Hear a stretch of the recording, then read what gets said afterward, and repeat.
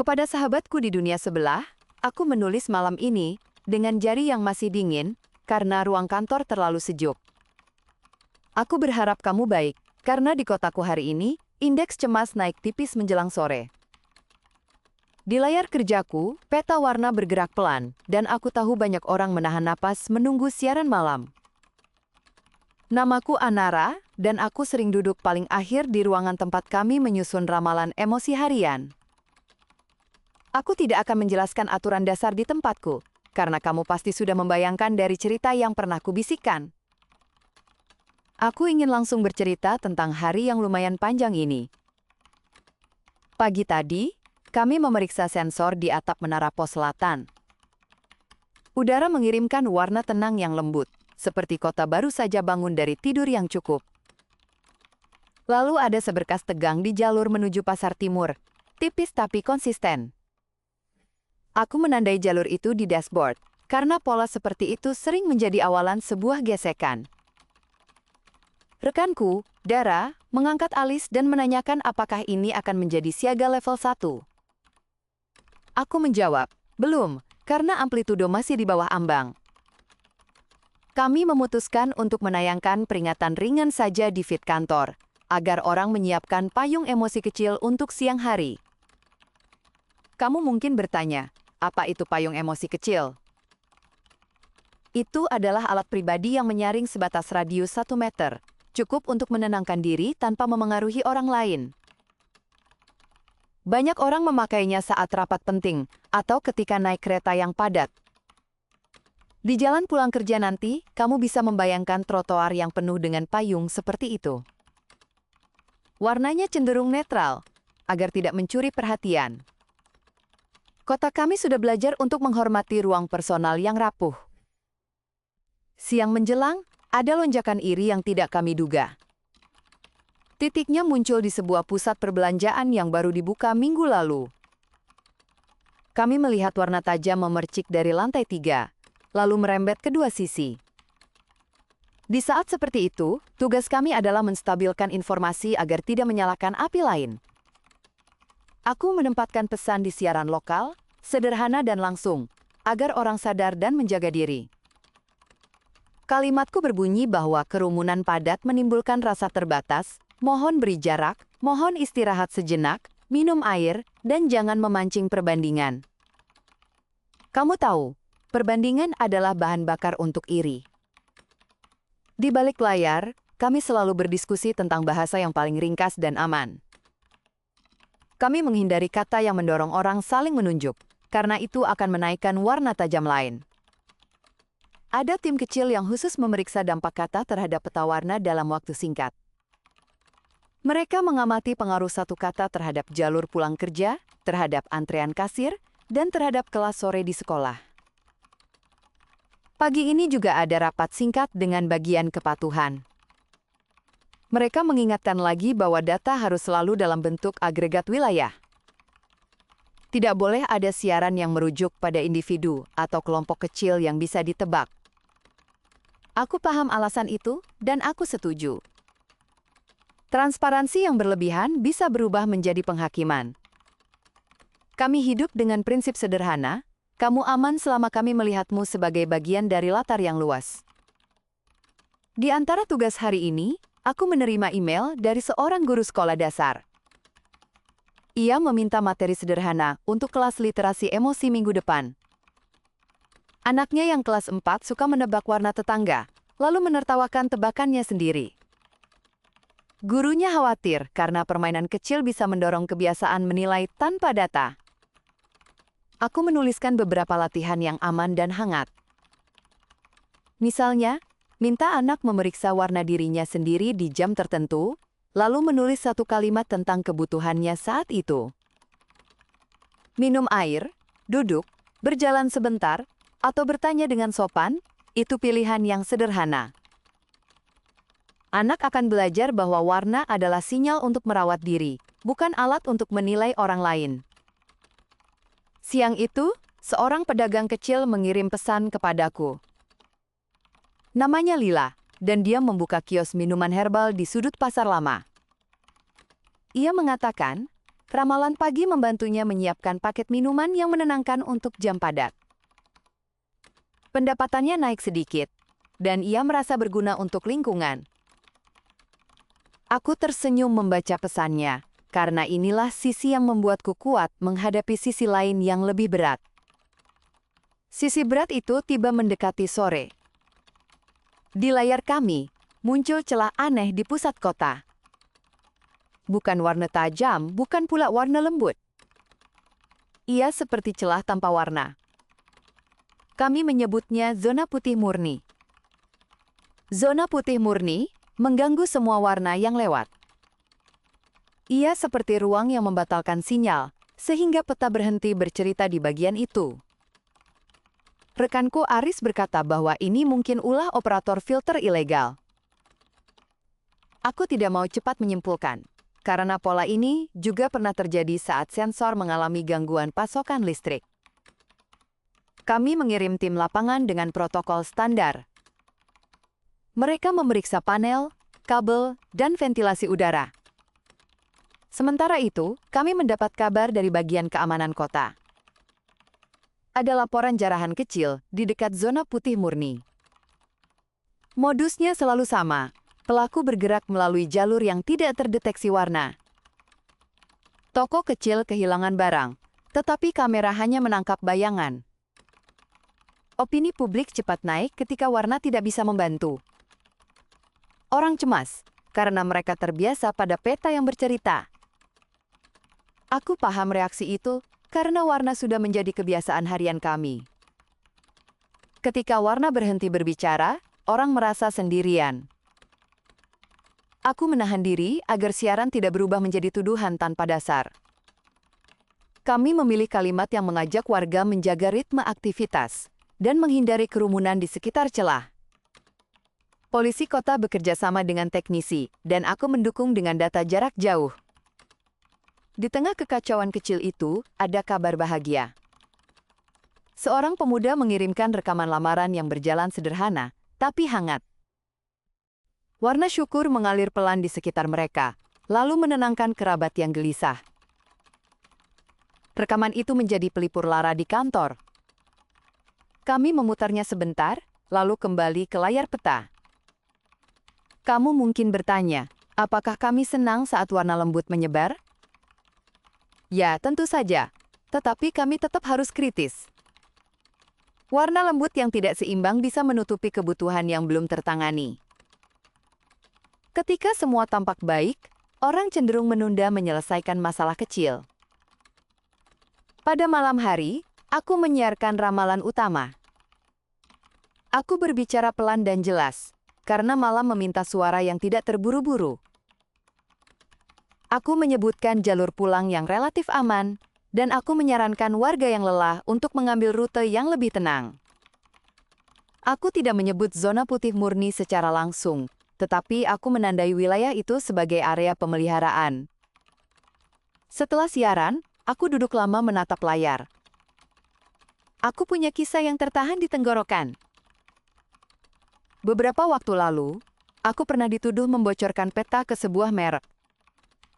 Mereka ingin menjual produk yang katanya menenangkan, dan mereka butuh waktu yang tepat untuk iklan mereka. Aku menolak pendekatan itu, karena waktu yang tepat di sini berarti memanfaatkan kejadian yang sensitif. Aku tidak ingin warga menjadi sasaran yang sedang rapuh. Tuduhan datang karena aku terlalu sering menyebut jalur yang sama di siaran. Padahal itu murni karena data menunjukkan pola yang berulang. Aku dimintai keterangan, dan aku menyerahkan log sistem, email, dan catatan rapat. Tim audit memeriksa semua dan menyatakan tidak ada pelanggaran. Meski begitu, rasa perih tetap tinggal.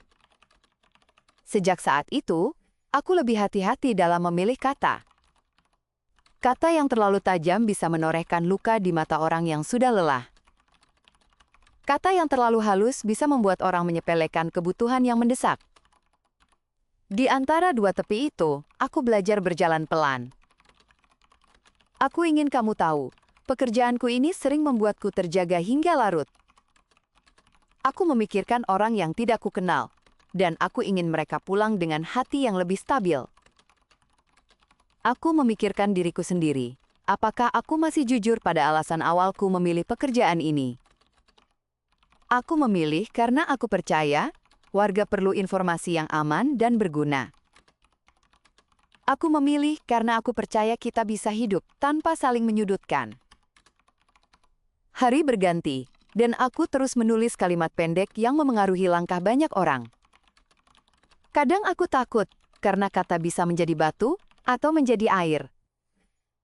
Aku mengingatkan diriku untuk kembali pada prinsip sederhana. Prinsip itu berbunyi, bantu orang mengelola dirinya, bukan mengendalikan orang lain. Prinsip itu membuatku menolak tawaran kerja yang memberi gaji besar tapi meminta akses ke data yang tidak seharusnya dipakai. Aku tahu kamu akan mengangguk membaca bagian ini. Kamu selalu mengingatkanku agar tidak menukar ketenangan dengan fasilitas yang cepat. Terima kasih sudah menjadi pagar yang kukuh. Aku ingin bercerita tentang dunia kerja kami sedikit lagi. Setiap pagi, tim kami menguji kalibrasi sensor dengan sumber standar. Kami membandingkan hasil dari beberapa titik, lalu menandai deviasi yang mencurigakan. Kami tidak memakai satu sumber saja, karena satu alat bisa salah, dan dua alat bisa saling mengoreksi. Kami juga memantau ritme kota berdasarkan jadwal umum, seperti jam masuk sekolah dan jam istirahat siang. Ritme itu membentuk pola warna yang bisa ditebak, dan dari sana kami mencari penyimpangan yang berarti. Penyimpangan kecil belum tentu masalah, tapi bisa menjadi sinyal yang berguna untuk dukungan warga. Misalnya, jika rute kereta A sering memunculkan gelisah pada jam tertentu, kami bekerja sama dengan operator untuk memperbaiki alur antrean. Hal sederhana seperti membuka pintu tambahan bisa menurunkan gelisah dalam waktu singkat. Kami belajar bahwa perubahan kecil bisa berdampak besar. Kami mencatatnya agar tidak mengulang kesalahan yang sama. Di rumah, aku menyimpan catatan harian versi analog. Di sana aku menulis hal yang tidak masuk ke laporan, seperti kesan tentang seorang kakek yang menenangkan cucunya di halte. Kakek itu mengangkat payung emosi dan memintanya bernapas pelan, 1, 2, 3, lalu berhenti, lalu 1, 2, 3 lagi. Warna di sekitar mereka mereda dengan cepat. Aku ingin menemui kakek itu dan memintanya mengajar di kelas literasi, tapi aku tidak tahu namanya. Aku menulis saja di buku agar pesan kecil itu tidak hilang. Malam ini, aku juga ingin berbagi tentang Lila si pedagang minuman. Ia mengirim resep baru yang ia sebut ramuan hangat untuk perut yang tegang. Ia mencoba mencocokkan jam puncak tegang dengan jam produksi yang pas. Ia berkata, kecil itu cukup asalkan konsisten dan aku setuju. Kota ini bergerak oleh ritme kecil yang berulang. Di jam senggang aku meninjau berkas kasus lama. Ada perampok tanpa warna yang sempat membuat kota gelisah. Tim forensik menemukan bahwa mereka memakai campuran aerosol yang menetralkan sinyal. Bahan itu tidak bisa dijual di pasar umum, jadi jelas ada jaringan yang menyuplai. Polisi menemukan jejak di gudang tua, tetapi gemboknya sudah diganti. Kasus itu berhenti di titik yang aneh, lalu tenggelam, karena tidak ada petunjuk baru. Aku masih menyimpan potongan berita yang membahasnya dari berbagai sisi. Masyarakat terbelah, antara ingin perlindungan ketat dan ingin kebebasan yang lebih luas. Aku mengerti keduanya, karena orang ingin aman dan juga ingin tidak diawasi. Disinilah pekerjaanku menjadi kurir sederhana. Aku mengantar informasi agar orang bisa memilih langkah yang tidak saling menyakiti. Kamu sering bertanya, apakah warna membuat kami lebih jujur? Jawabannya tidak sesederhana itu. Sebagian orang menjadi lebih terbuka, tetapi sebagian lain belajar menutup diri dengan perangkat pribadi. Ada yang memfilter warna ketika masuk ke kantor agar rapat tidak terganggu. Ada yang memfilter warna ketika pulang agar anak tidak melihat kelelahan yang dalam. Aku tidak menghakimi pilihan itu, karena setiap rumah punya kebutuhan. Yang penting adalah aturan umum yang melindungi semua. Di sekolah, anak belajar menyampaikan kebutuhannya, tanpa memaksa temannya untuk berubah. Di tempat kerja, pimpinan belajar untuk tidak memakai informasi warna untuk evaluasi personal. Di ruang ibadah, pemuka belajar memandu umat agar tidak menyamakan warna dengan nilai moral. Perlahan, kami bisa hidup tanpa menekan orang yang berbeda ritme. Aku ingin bercerita tentang sebuah konser yang diadakan oleh orkestra komunitas. Mereka memilih lagu yang lembut dan menempatkan jeda yang cukup di antara bagian. Penonton diminta mematikan semua perangkat filter dan membiarkan warna bergerak alami. Sepanjang konser, warna gaduh mereda, lalu tenang menyebar. Setelah itu, pulang malam terasa lebih ringan. Momen seperti ini membuatku yakin bahwa kota masih bisa belajar. Di sisi lain, ada pesta yang gagal total karena badai cemas yang tidak diprediksi. Ternyata penyebabnya adalah perubahan jadwal yang mendadak dan akses masuk yang berlapis. Orang menunggu terlalu lama tanpa informasi yang jelas. Aku meminta maaf ke panitia karena siaran kami terlambat memperingatkan. Kami memperbarui prosedur agar informasi ringkas keluar lebih cepat. Kami tambah satu saluran pesan yang tidak tergantung jaringan utama. Kami belajar dari kegagalan, dan kami menuliskannya dengan jujur. Aku percaya kepercayaan tumbuh dari kesalahan yang diakui, bukan dari citra yang bersih. Kamu selalu menuliskan catatan sejenis dalam percakapan kita.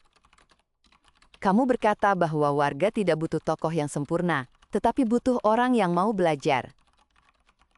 Kata itu aku tempel di dinding samping monitor. Malam ini aku melihat peta sekali lagi. Zona putih murni masih ada, tetapi lebih kecil. Tim lapangan melaporkan kabel yang aus di salah satu panel, lalu diganti. Namun mereka juga menemukan filter rumahan yang menempel di ventilasi kafe.